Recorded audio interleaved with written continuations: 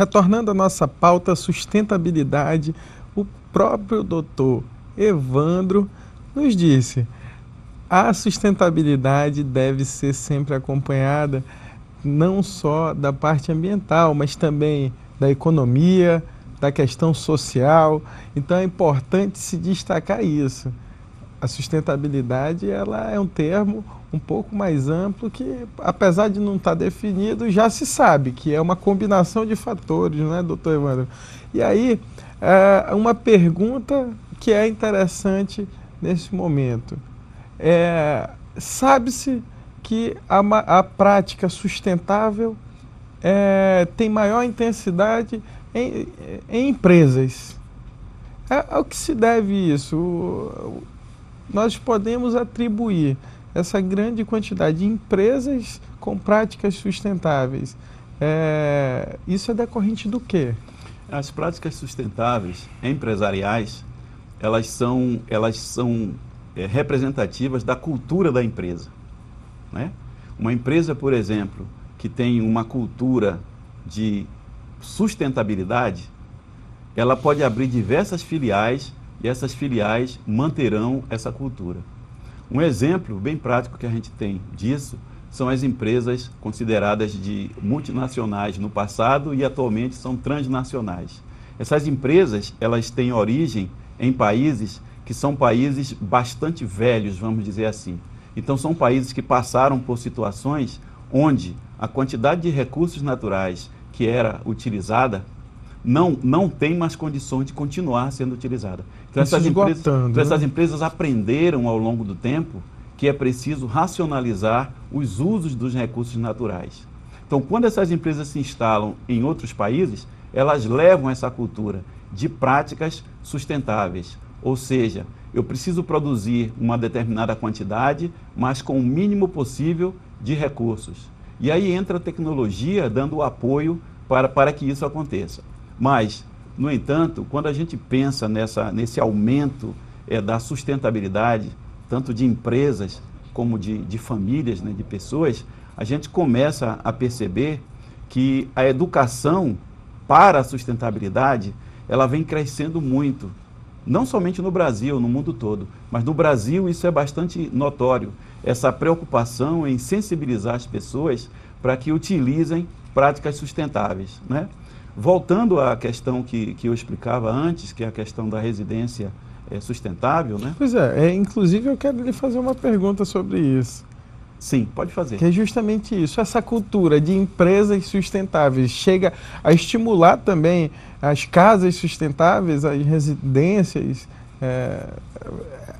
impulsionado esse ramo residencial por conta das práticas empresariais? Você acredita porque nisso? as práticas empresariais sustentáveis, elas tendem também a produzir, não é? Produzir artefatos ou produtos que também geram sustentabilidade.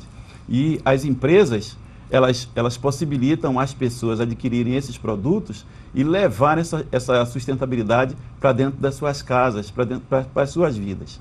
Então, essa situação da residência sustentável, como eu falei antes, inicialmente eu falei sobre o próprio material que é utilizado na construção dessas casas, que precisam ser materiais voltados para essa sustentabilidade, né?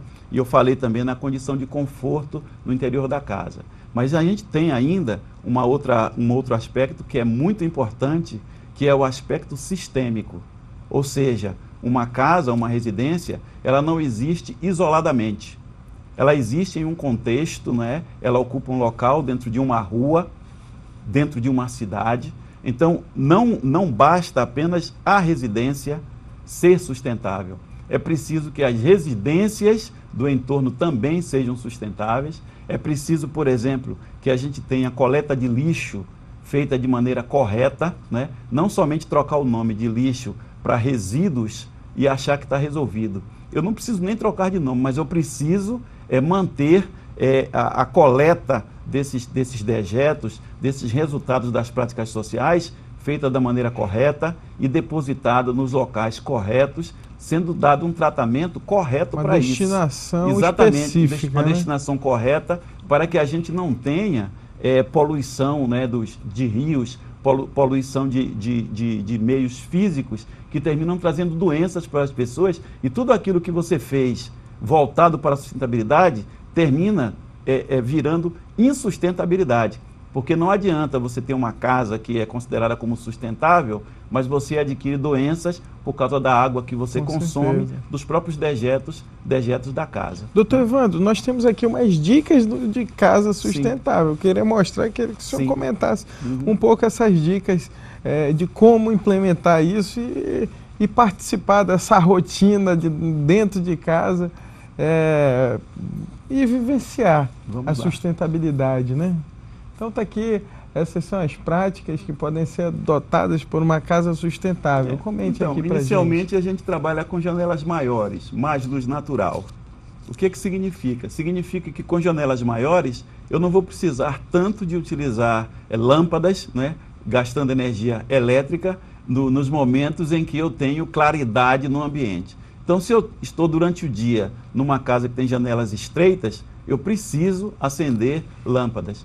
Mas se eu estou numa casa que tem janelas amplas, naturalmente essa energia ela não precisa ser gasta. Prefiro as lâmpadas fluorescentes ou as de LED. O que isso significa? Isso significa que a tecnologia traz hoje a possibilidade de você utilizar lâmpadas que consomem muito menos energia, que são as lâmpadas de LED, né?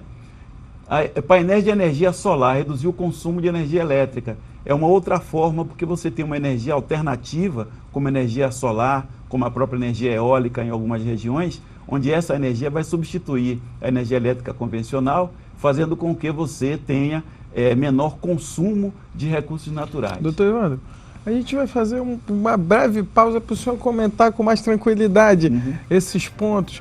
Para o intervalo comercial, aí nós retornamos ainda com o painel e terminamos essas dicas, pode ser, né? Pode ser. Então nós retornamos com o tema no próximo bloco.